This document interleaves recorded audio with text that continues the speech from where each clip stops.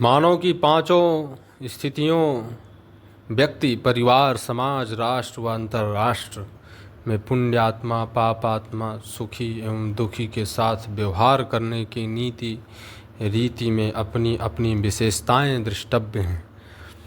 यथाक्रम से व्यक्ति की सीमा में पूज्य, तटस्थ, संतोष एवं दया भाव, परिवार की सीमा में गौरव, उपेक्षा, सहकारिता एवं सेवा भाव, समाज की सीमा में पुरस्कार, परिमार्जन, सहयोग और सहकार भाव, राष्ट्र की सीमा में सम्मान, दंड, सुधार, समाधान की ओर दिशा, दर्शन एवं सहयोग भाव, अंतर्राष्ट्रीय सीमा में संरक्षण, उद्धार, संवर्धन और परिष्करण भाव, पूर्ण रीति, नीति, पद्धति, विधि, विधान, व्यवहार,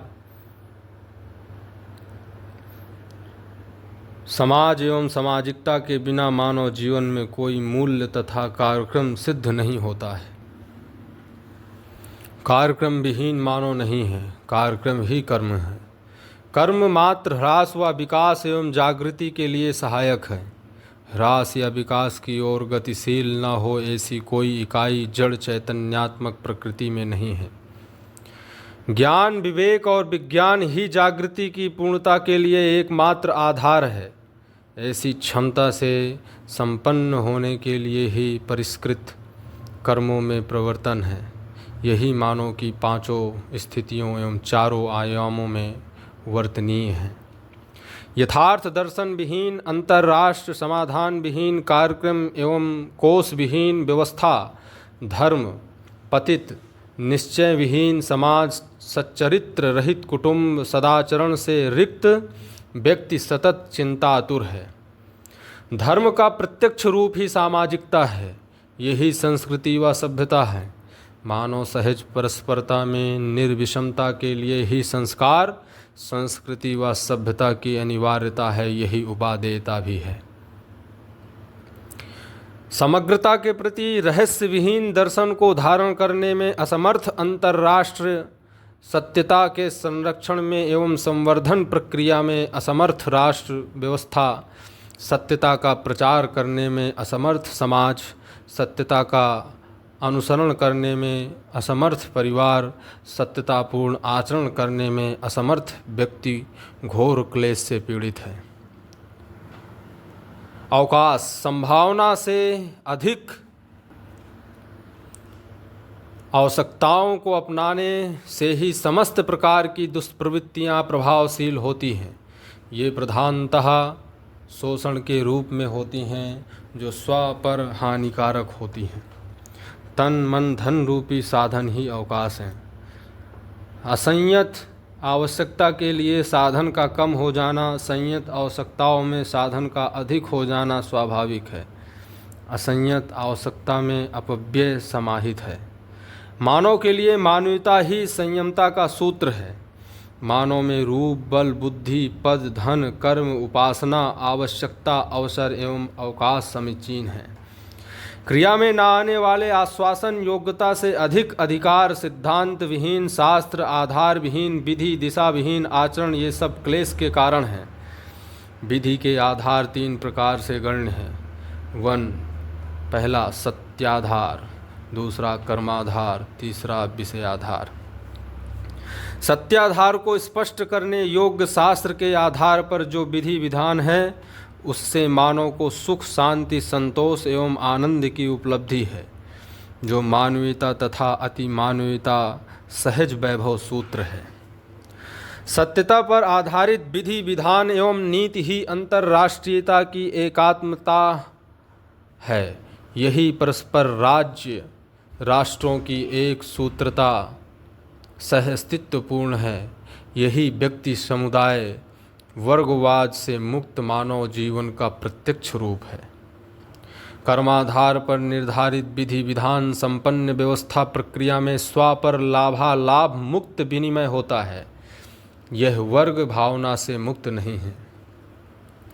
विषयाधार पर आधारित विधि विधान संपन्न शासन प्रक्रिया में स्व पर लाभ हानि होती है। इससे समाज की कोई व्याख्या नहीं है, समुदाय ही इसकी सीमा है।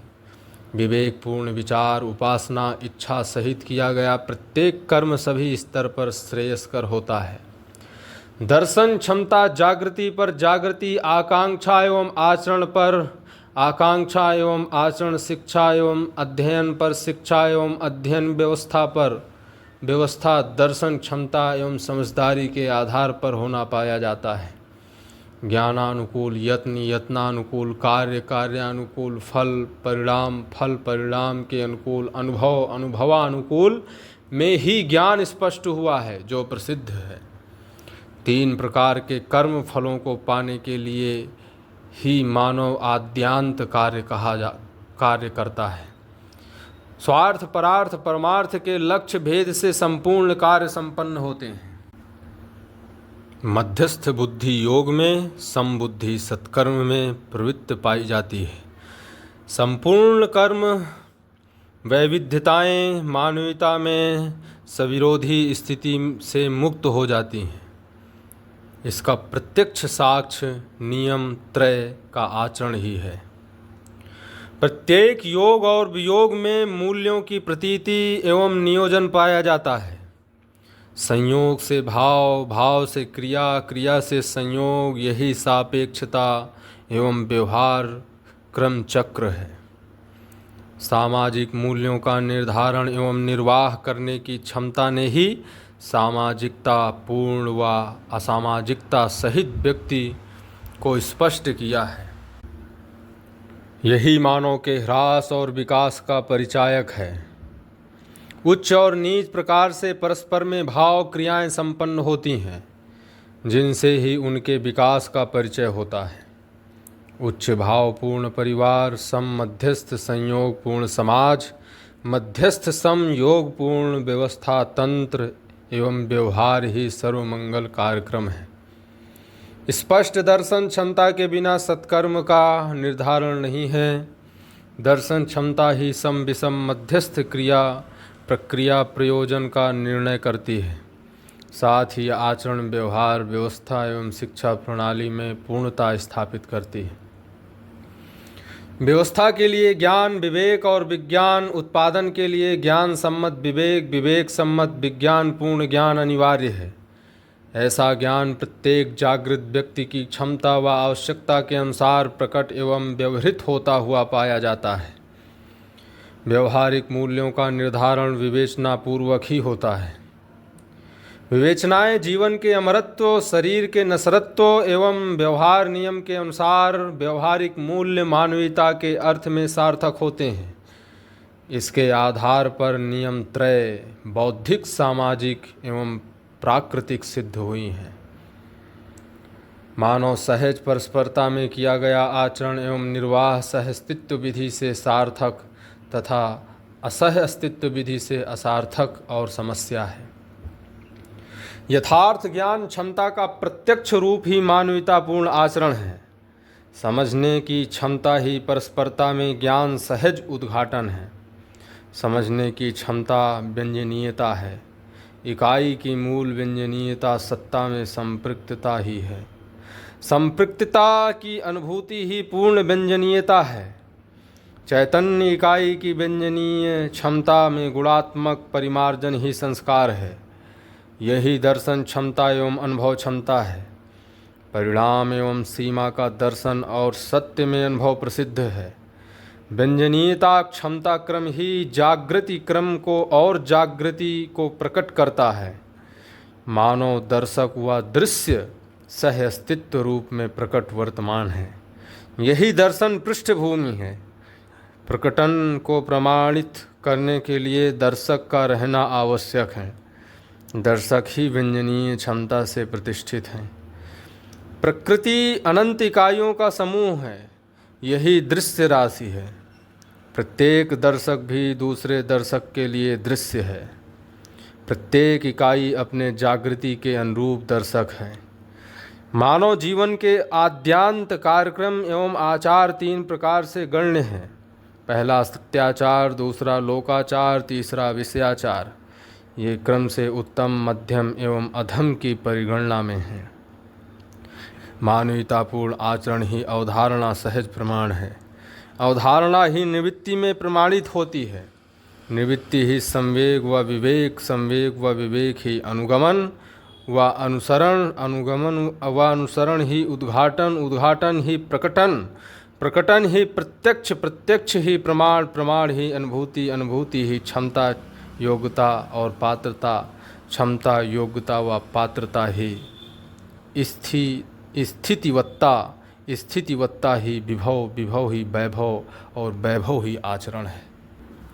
दृष्टापद ही दर्शन क्षमता का प्रतिरूप है और व्यवहार उसके अनुरूप है जो प्रसिद्ध है। विचार के अभाव में शरीर द्वारा कोई कार्य व्यवहार सिद्ध नहीं होता या प्रत्यक्ष नहीं होता। इससे स्पष्ट हो जाता है कि शरीर द्वारा किए जाने वाले संपूर्ण क्रियाकलापों के मूल में विचार ही है। शरीर विचार नहीं है, यह विचार को प्रसारित करने का माध्यम है। इस निष्कर्ष से विचार शरीर से अतिरिक्त है और यह चैतन्य क्रिया है। वैचारिक क्षमता मानव की पांचों स्थितियों में स्थित है, इसीलिए सर्व मानव क्षमता में समान है। वैचारिक क्षमता के परिमार्जन हेतु सत्मार्ग एवं शुभकारी योगाभ्यास प्रसिद्ध है।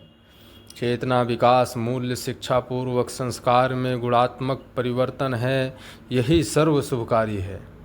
पुनः यही वैचारिक क्षमता है। यह क्रम मानवीयता तथा अतिमानवीयता पूर्ण आचरणों से संपन्न होते तक परिपूर्ण व्यवस्था है। यह नियमत्रय के पालन, अनुसरण एवं अनुशीलन पूर्वक सफल है, अन्यथा असफल है। योगाभ्यास मिलन का अभ्यास, मिलन के अनंतर स्वीकृति, जीवन जागृति के रूप में, विकृति अमानवीयता के रूप में दृष्टव्य है। प्रत्येक मानव प्रबुद्धता के लिए प्रयासरत है। प्रबुद्धता का प्रत्यक्ष रूप ही मानवीयता पूर्ण आचरण है। मानवीयता तथा अतिमानवीयता ही व्यवस्थापूर्वक वैभवपूर्ण है। जीवन का कार्यक्रम ही कर्म है, यही आचरण है। समृद्धि, कला और बोध के लिए आचरण मानवीयतापूर्ण मानव में पाया जाता है। सत्य, बोध एवं सहजता के लिए आचरण मानवीयता एवं दिव्य मानवीयतापूर्ण मानव में प्रत्यक्ष है, जो उनका स्वभाव है। मानव के लिए मानवीयता एवं अति मानवीयतापूर्ण आचरण ही नितांत उपयोगी एवं आवश्यक है।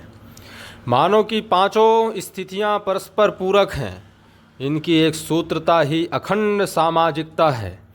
यह नियम त्रय पालन सर्वसामान्य होने से है। प्रत्येक आविष्कार एवं अनुसंधान व्यक्तिमूलक उद्घाटन है। यह शिक्षा एवं प्रचार के माध्यम से सर्वसुलभ हो जाता है। यही सर्वसामान्यीकरण प्रक्रिया है। जिसका विभव एवं वैभव है, उसी का आविष्कार है, क्योंकि उसके पहले उसका स्पष्ट ज्ञान मानव कोटि में था ही नहीं। उस समय में अर्थात सन 2000 से पहले जो समझ मानव समुदायों में रहा, उसकी तुलना में मध्यस्थ दर्शन, आविष्कार, अनुसंधान है। सहअस्तित्व में से के लिए प्रकटन ही आविष्कार है। आविष्कार की सामान्यीकरण प्रक्रिया ही शिक्षा, यही चेतना विकास मूल्य शिक्षा है। मानव के लिए जितना उन्नतावकाश है, उतना ही पतन के लिए भी अवकाश है। पतोन्मुखी क्रियाकलाप ही अपराध या गलतियां हैं। इसी का प्रत्यक्ष रूप ही दुख, अशांति, असंतोष एवं असह अस्तित्व भ्रम है। पतनोन्मुखी जीवन की श्रृंखला में अपराध के 3 कारण दृष्टव्य हैं। अभाव, दूसरा अत्याशा एवं तीसरा अज्ञान। इसके साथ ही राग, द्वेष, असत्य, अभिमान, भय, आलस्य, रोग और असफलता भी है। इनका निराकरण क्रम से अभाव को उत्पादन एवं अभ्यास से, अत्याशा को विवेक से, अज्ञान को ज्ञान से, राग को विराग से, द्वेष को स्नेह से, असत्य को सत्य से, अभिमान को सरलता से, भय को अभय से, आलस्य को चेष्टा से, असफलता को पराक्रम व पुनः प्रयोग से, रोग को औषधि, आहार एवं विहार से समाधान एवं परिहार करने की व्यवस्था है, जो मानव के लिए एक अवसर है। यही आवश्यकता है।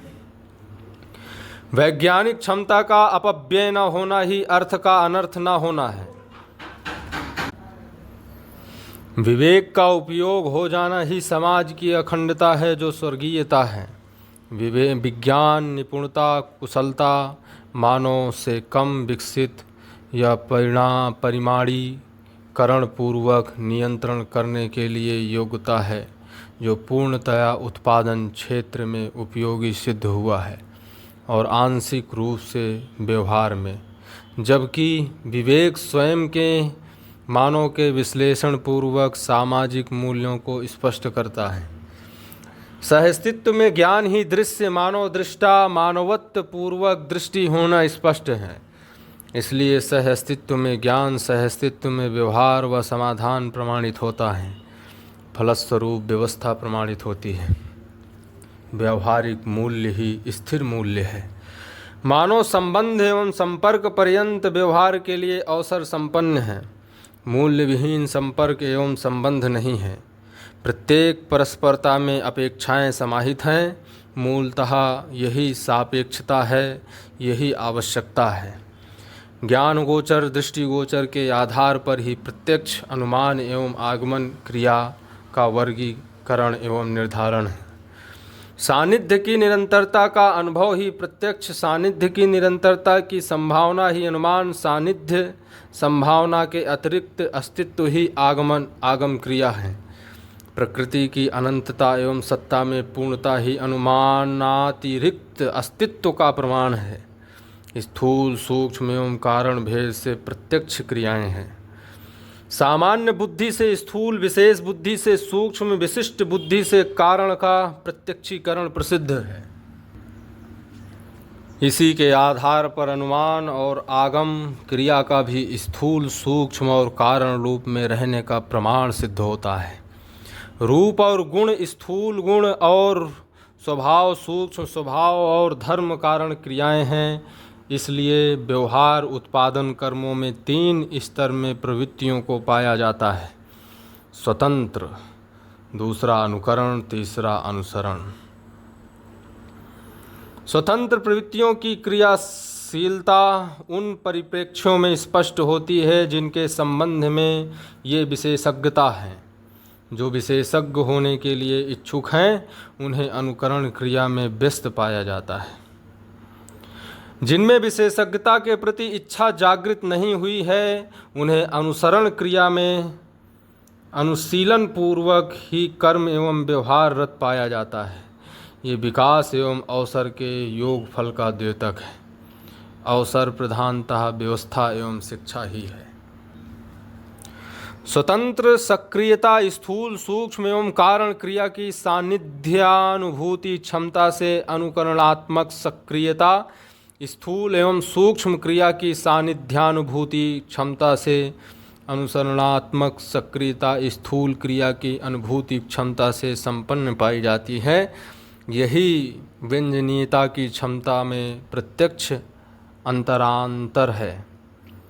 स्वतंत्र सक्रियता में नियंत्रण क्षमता, स्वायत्त अनुकरण क्षमता में स्वेच्छा से नियंत्रित होने की क्षमता, अनुसरण सक्रियता में अनुशासित होने की क्षमता समाहित है।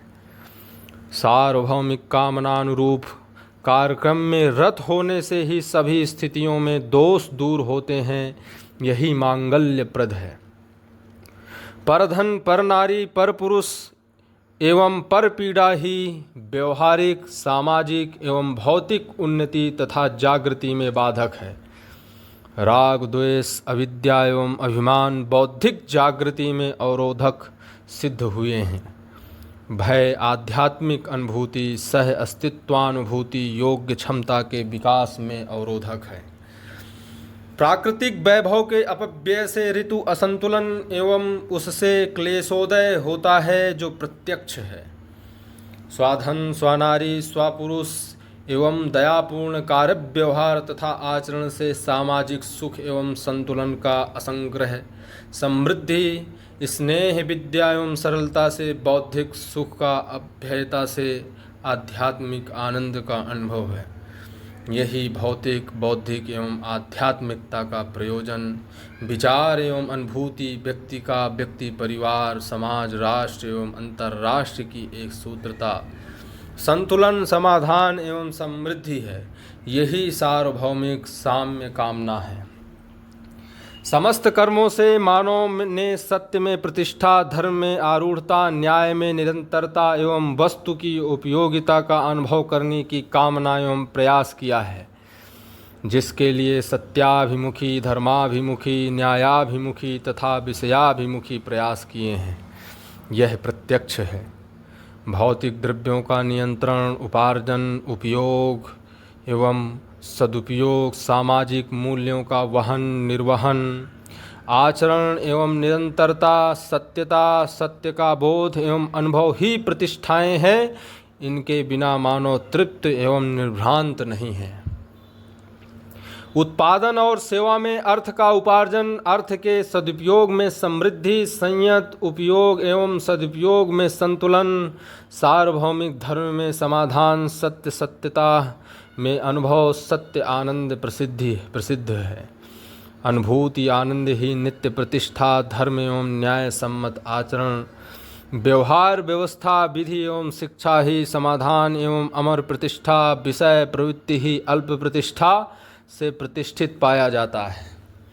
क्रिया, कर्म, पदार्थ, प्रक्रिया, फल और शक्तियाँ ये परस्पर पूरक हैं। क्रिया ही पदार्थ, पदार्थ ही प्रक्रिया, प्रक्रिया ही फल, फल ही शक्तियाँ, शक्तियाँ ही क्रिया एवं कर्म हैं। ये सभी पदार्थ में दृष्टव्य हैं।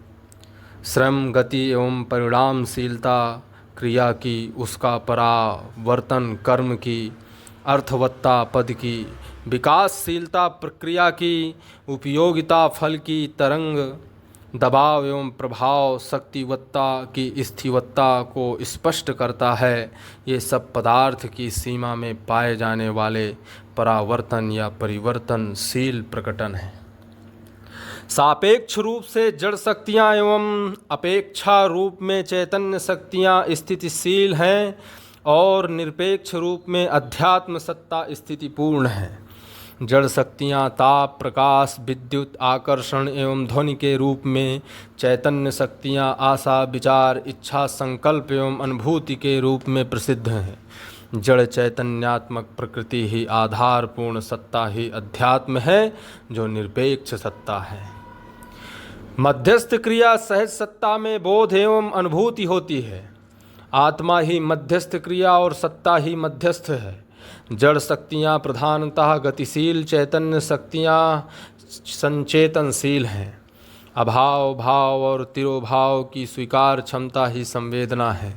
यह क्रम से अभाव में वेदना, भाव में मानवीय संवेदना एवं अभाव के तिरोभाव पूर्वक संबोधना है।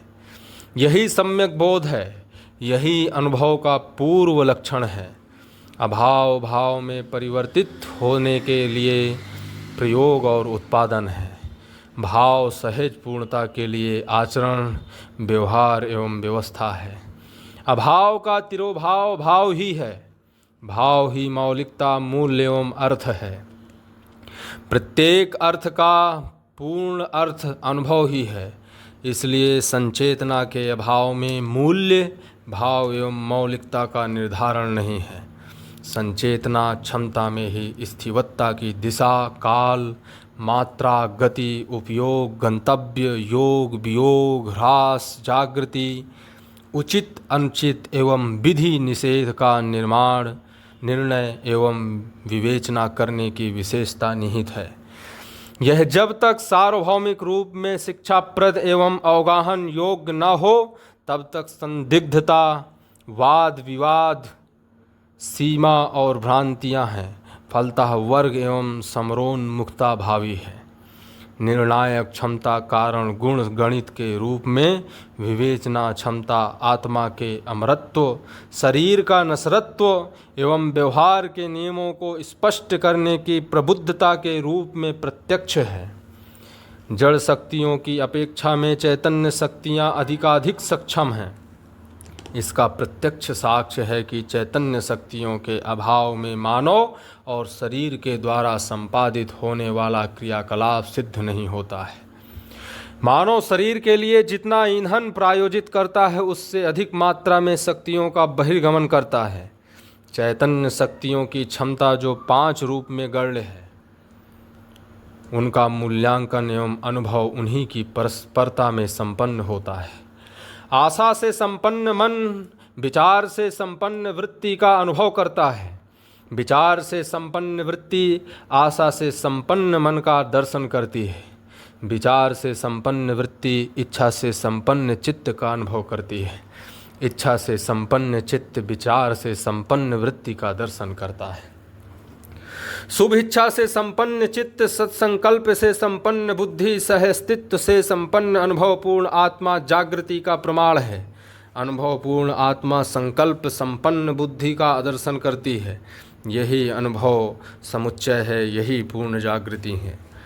अधिक जागृत कम जागृत का दर्शन कम जागृत अधिक जागृत को पहचानता है। इसलिए जागृत मानव जागृति के लिए जिज्ञासु को पहचानता है और जिज्ञासु जागृत को पहचानता है। जागृत मानव जिज्ञासु पर विश्वास करता है और जिज्ञासु जागृत मानव के साथ अनुशासित रहता है। मानव जीवन में ही स्थूल सूक्ष्म कारण संबद्ध विशेषताएं दृष्टव्य हैं। इन तीनों स्थितियों में सुख शांति संतोष एवं आनंद की ही अपेक्षा है। मानव का स्थूल जीवन सुख व शांति की अपेक्षा में, सूक्ष्म जीवन शांति व संतोष की अपेक्षा में एवं कारण जीवन आनंद एवं परमानंद की प्रतीक्षा में है, जिसके लिए यह जागृति सहज प्रमाण है। इसी के अनुकूल सर्वतोमुखी कार्यक्रम ही जागृति है। यही भौतिक बौद्धिक एवं आध्यात्मिक उपलब्धियां भी हैं। यह केवल मानवीयता एवं अतिमानवीयता पूर्ण कार्यक्रम पूर्वक सफल हुआ है। जड़ चैतन्यात्मक प्रकृति में पाई जाने वाली शक्तियों की प्रयुक्ति एवं नियोजन उद्भव विभव एवं प्रलय में ही है। इससे अधिक परिप्रेक्ष्य में गुण नियोजन एवं प्रयुक्ति नहीं है। संपूर्ण नियोजन का आद्यांत अभीष्ट जागृति पूर्णता ही है। इकाई सहज जागृति पूर्णता में ही संबोधन क्षमता प्रकट हुई है। उद्भव विभव प्रलय में से विभव ही सर्व स्वीकृत घटना है। जागृति पूर्णता में ही विभववत्ता की प्रतिष्ठा पाई जाती है। उसके पूर्व योग वियोग और संयोग सापेक्षता में व्यवहार कर्म विहार रत पाए जाते हैं। ये सब स्थितियां जागृति सहज प्रमाण क्रमांतर का द्योतक है। कर्म फलवती है।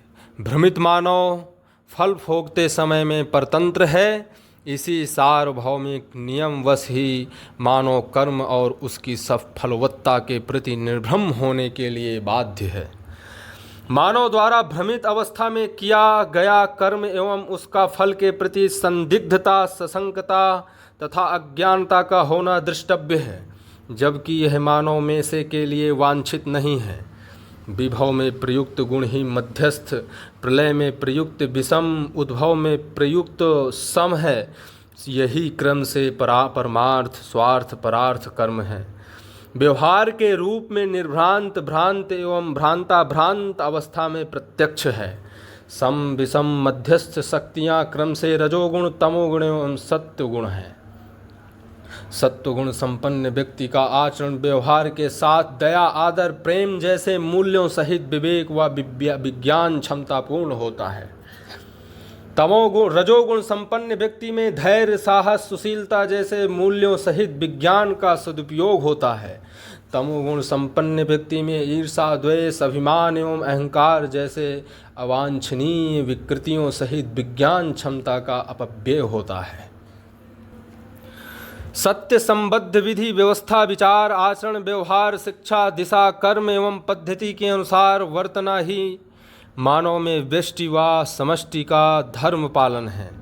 मानव का स्वधर्म पालन ही अखंडता सार्वभौमता है और सीमा विहीनता है, जो स्वयं में सहस्तित्व सामाजिकता समृद्धि संतुलन नियंत्रण संयमता अभय निर्विषमता सरलता एवं उदारता है। इसी में दया, स्नेह, उदारता, गौरव, आदर, वात्सल्य, श्रद्धा, प्रेम, कृतज्ञता जैसे सामाजिक स्थिर मूल्यों का वहन होता है। यही मानव की चिरवांछा भी है। यही स्वस्थ सामाजिकता की आद्यांत उपलब्धि है। सच्चरित्रपूर्ण व्यक्तियों की बाहुल्यता के लिए जागृत मानव का सहयोग व प्रोत्साहन, उनकी समुचित शिक्षा व संरक्षण एवं उनके अनुकूल परिस्थितियां ही विश्व शांति का प्रत्यक्ष रूप हैं। इसके विपरीत में अशांति है जो स्पष्ट है। व्यवहार त्रय नियम का पालन ही सच्चरित्रता है। यही मानव की पांचों स्थितियों में प्रत्यक्ष गरिमा है। यही सहज निष्ठा है और इसी में विज्ञान और विवेक पूर्ण रूपेण चरितार्थ हुआ है। फलतः स्वस्थ व्यवस्था पद्धति एवं शिक्षा प्रणाली प्रभावशील होती है। व्यवहार त्रय का तात्पर्य जागृत मानव के द्वारा किया गया कायिक, वाचिक, मानसिक व्यवहार से है। समस्त परिणाम, परिमार्जन एवं परिवर्तन 5 प्रकार से दृष्टव्य हैं। पहला सह अस्तित्व रूपी अस्तित्व में, दूसरा विकास क्रम, तीसरा विकास, चौथा जागृति क्रम, पांचवा जागृति पूर्णता। पदार्थावस्था परिणाम पूर्वक परिस्थिति पूरक रूप में प्रयोजनशील है।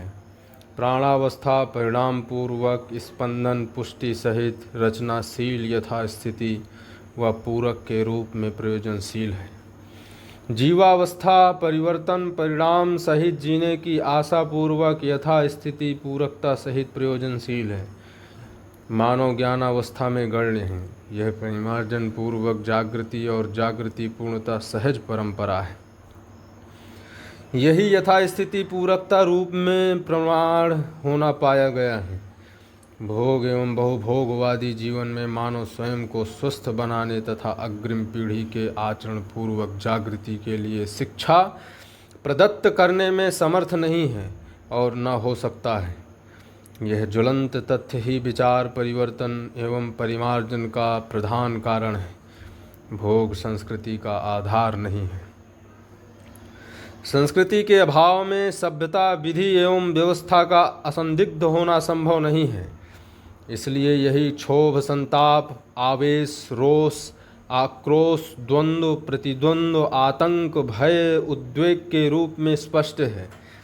यह मानव का इष्ट नहीं है, इसलिए वह इष्ट की ओर प्रगति के लिए बाध्य है। यही मानव में विचार परिवर्तन एवं परिमार्जन की संभावना है। साथ ही संस्कारों में गुणात्मक उदय के लिए अवसर है। संस्कारों में गुणात्मक उदय का प्रत्यक्ष रूप ही है नियम त्रय का पालन। इसी विधि से संयत प्रवृत्ति पूर्वक सामाजिक मूल्यों की निर्वाह क्षमता स्वभाव सिद्ध हो जाता है। संयत प्रवृत्ति का तात्पर्य सार्वभौम व्यवस्था सहज प्रमाण है। इस विधि से जीकर देखा गया है। यही सार्वभौमिक कामना भी है। परिमार्जित विचार ही विवेकपूर्ण विज्ञान है। यही निपुणता, कुशलता एवं पांडित्य के रूप में सिद्ध हुआ है। प्रत्येक सिद्धि प्रयोग व्यवहार एवं अनुभव पूर्वक हुई है जो प्रत्यक्ष है। भोग परिणाम में पशु मानव एवं राक्षस मानव दृष्टव्य हैं। विचार परिणाम में जागृत मानव एवं देव मानव प्रत्यक्ष है। दिव्य मानव में कोई परिणाम, परिमार्जन एवं परिवर्तन की संभावना नहीं है, क्योंकि दिव्य मानव गंतव्य स्थित है। उसकी निरंतरता ही भावी है। विज्ञान एवं विवेकपूर्ण क्षमता ही पदार्थ का रूप में निहित, गुण गुण में निहित प्रभाव, प्रभाव में निहित स्वभाव, स्वभाव में निहित क्षमता, क्षमता में निहित गति, गति में निहित विधि, विधि में निहित व्यवस्था, व्यवस्था में निहित प्रभुता, प्रभुता में निहित विभुता, विभुता में निहित विभव, विभव में निहित विश्व, सत्ता में समाहित विश्व का अनुमान होता है। यही परिमार्जनशीलता की उपलब्धि है। प्रमाण के पूर्व अनुमान ज्ञातव्य है। विज्ञान का ऊर्ध्व एवं अधोमुखी प्रयोग हुआ है, जबकि विवेक केवल ऊर्ध्वमुखी प्रयोग की ही प्रतिष्ठा है। विज्ञान के ऊर्ध्वमुखी प्रयोग का तात्पर्य ऊर्ध्वमुखी प्रयोग के रूप में दूर संचार सुलभ होना स्पष्ट है, और अधोमुखी प्रयोग से सामाजिक तंत्र यांत्रिक युद्ध तंत्र होना स्पष्ट हुआ। धरती में प्रदूषण के मूल में खनिज कोयला, खनिज तेल, विकिरणीय डिब्बियों का ईंधनावेश के रूप में दृष्टव्य है। विवेक सम्मत विज्ञान शक्ति के सही प्रयोग में भय एवं आतंक जैसी अनिष्ट घटना नहीं होती। विवेक सहज प्रयोजन की स्थिति में अनिष्ट सिद्ध नहीं होता है। विवेकपूर्ण क्षमता का उदय होना या न होना पाया जाता है, न कि विवेकपूर्ण क्षमता का अपव्यय, जबकि विज्ञानपूर्ण क्षमता का अपव्यय एवं सदव्यय प्रत्यक्ष है। इस प्रकार सिद्ध होता है कि विज्ञान का नियंत्रण विवेक से ही है, न कि विज्ञान का नियंत्रण विज्ञान से है। विकास की ओर प्रगति ही ऊर्ध्वमुख, ह्रास की ओर विवस्था अधोमुख है, जो स्पष्ट है। विकास की प्रत्येक स्थिति उससे अधिक विकास की श्रृंखला संबद्ध है, इसलिए प्रत्येक स्थिति अग्रिम विकास के लिए संबद्ध है। विकास की ओर प्रगति में उत्साह, प्रसन्नता तथा हर्ष का अनुभव है। इसके विपरीत में ह्रास की ओर गति से खिन्नता, निरुत्साह, विवशता एवं क्लेश है। ऊर्ध्वमुखी विज्ञान शुद्ध रजोगुण तथा सत्व गुण पूर्वक विभव कार्य में प्रसक्त है, जो विज्ञान की वास्तविक चरितार्थता है। साथ ही इसके विपरीत में विज्ञान में मलिन रजोगुण तथा तमोगुण पूर्वक संहार एवं अतिभोग प्रसक्त है, जो विज्ञान के पूर्ण दुरुपयोग का द्योतक है। मानवतापूर्ण मानव और उससे अधिक जागृतिशीलता ही ऊर्ध्वमुखी जीवन में गण्य है, जिसमें दया, सरलता, त्याग, तप, परोपकार, सत्य, अहिंसा, अस्तेय, अपरिग्रह तथा गौरव जैसी मौलिक मूल्यवत्ता आचरित होती हैं। यही स्वापर मांगलिक है। दुश्चरित्र में लिप्त जीवन का भय त्रस्त होना व्यवस्था है, जो अस्वापर पीड़ा का प्रधान कारण है। यही मानव में निहित अमानवीयता का भय है। यही असामाजिकता एवं सहअस्तित्व का मूल रूप है। मानव कुल के साथ स्नेह करने की क्षमता ही विश्वास एवं संतोष की निरंतरता है। यही अग्रिम विकास के लिए उत्साह एवं प्रवर्तन भी है। विश्वास विहीन संबंध सफल नहीं है। संबंध रहित स्थिति में कर्म सिद्धि नहीं है। प्रत्येक सामाजिक मूल्य का निर्वाह विश्वासपूर्वक ही सफल हुआ है। न्यायपूर्ण व्यवहार, समाधानपूर्ण विचार एवं सत्यानुभूतिपूर्ण जीवन में क्लेशों का अत्याभाव होता है। यही सर्वमंगल है। विवेकानुगामी विज्ञान के प्रयोग से ही मानव की प्रत्येक अवस्था का जीवन सर्वांग सुंदर है। यही सर्वमानव कल्याणकारी कर्म, प्रवृत्ति एवं उपलब्धि है। यही सर्वमंगल है। ज्ञान सम्मत विवेक व विज्ञान सम्मत कर्म परंपरा ही लोक मंगल कर्म है। यही मानव की चिर आशा, आकांक्षा, आवश्यकता एवं अवसर है। सर्व शुभ हो, नित्य शुभ हो।